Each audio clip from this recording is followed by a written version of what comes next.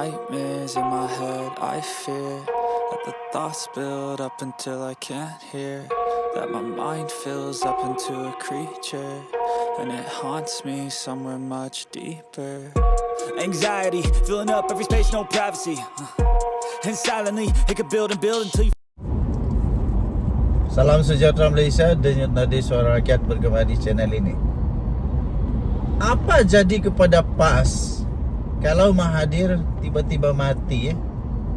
Apa jadi kepada PAS kalau tiba-tiba Tun Mahathir meninggal dunia?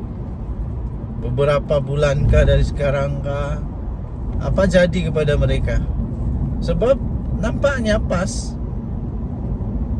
tak ada idea sehingga terpaksa untuk minta nasihat daripada Tun Mahathir. Nampak sangatkah PAS ini? Nampak sangatkah, jelas sangatkah PAS ini langsung tak ada idea, langsung tak boleh nak keluarkan manusia-manusia berkualiti, berfikiran tinggi macam Tun Mahathir? Bukankah PAS dulu pernah melabel Mahathir ini dengan label, dengan nama, dengan jolokan, dengan nama samaran, nama timangan, nama apa lagi ya, nama singkatan, nama panggilan, gelaran yang teruk betul lah waktu itu. Tapi akhirnya PAS sedar mereka tak boleh lahirkan orang macam Mahathir. Akhirnya PAS sedar mereka tak boleh lawan otak Mahathir. Mereka tak boleh langsung sama berfikir macam Mahathir. Buktinya Mahathir tiba-tibalah jadi penasihat. Lepas itu baru-baru ini Mahathir datang dan minta supaya Hadi Awang, PAS, Perikatan Nasional dan Bersatu, untuk memberikan struktur kerajaan 4 negeri itu. Apa itu? Dia orang punya nama G4 gitu. G4 ke Government 4 agaknya, tak dia punya singkatan. Jadi dia suruh untuk buat struktur. Mau buat struktur pun tidak terfikir ke PAS, ke Perikatan Nasional. Sampai Mahathir perlu juga beritahu supaya kamu buat struktur. Yang saya rasa itu tak payahlah untuk Mahathir juga bagi tahu. Masalah sekarang Mahathir sudah umur dia 98 tahun. 2 tahun lagi 100 tahun tau. 2 tahun lagi 100 tahun. Orang biasa-biasa di mana-mana pun lah susah lah mau dapat 100 tahun umur. Tapi syukur puji Tuhan kerana Mahathir mau hampir 100 tahun masih sihat.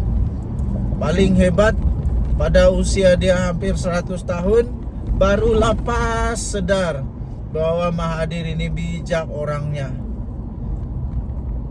Pada usia otak Mahathir 98 tahun sudah cukup tua. Kadang-kadang orang cakap Mahathir punya fikiran sudah kolot.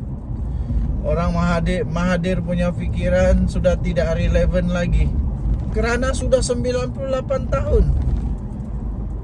Tidak tahu juga fikiran Mahathir 98 tahun ini masih relevan ke tidak.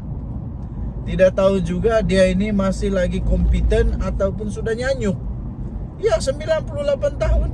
Kalau saya secara logik akal, kalau saya ada satu negeri, saya tidak akan mau Mahathir yang jadi penasihat. Kerana 98 tahun itu dengan sekarang 2023 saya fikir tidak sesuai sudahlah. Jadi persoalan seterusnya, apa jadi dengan PAS kalau tiba-tiba Mahathir sudah tiada? Nah, bingung. Sedangkan mau buat struktur pun mau dikasih nasihat baru boleh buat. Masalahnya kalau sudah buat ini G4, sudah buat ini G4, sudah mulai nih G4, tiba-tiba Mahathir meninggal dunia, apa pas boleh buat? Nah, bingung. Nggak tahu mau buat apa. Terus bingung. Oh, apalagi mau buat ini ya. Apalagi kita mau perancang ini ya. Sebab dia sudah Mahathir. Lagi teruk. Pas pula tidak mampu untuk lahirkan orang yang bijak macam Mahathir. Terus bingung. Kalau mau buat struktur pun mau dikasih nasihat, apalagi untuk meneruskan kebijaksanaan Mahathir. Adakah orang yang boleh ganti Mahathir nanti di G4 ini? Adakah tiba-tiba pula pas buat eksperimen, Perikatan Nasional buat eksperimen, mari kita bawa siapa tuh, Mukris Mahathir.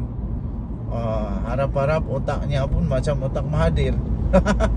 Adakah itu akan terjadi pula? Tak pastilah. Tapi tiada yang mustahil di dalam politik moden negara Malaysia.